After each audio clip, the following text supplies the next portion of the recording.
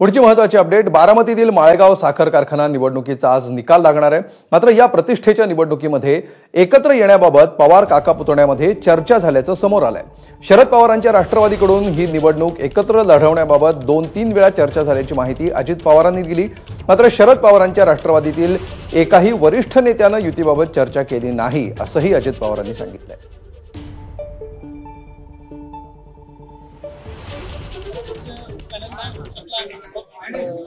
शरद पवारांनी तुम्हाला काही ऑफर दिलेली होती का जागांच्या संदर्भात? कसली?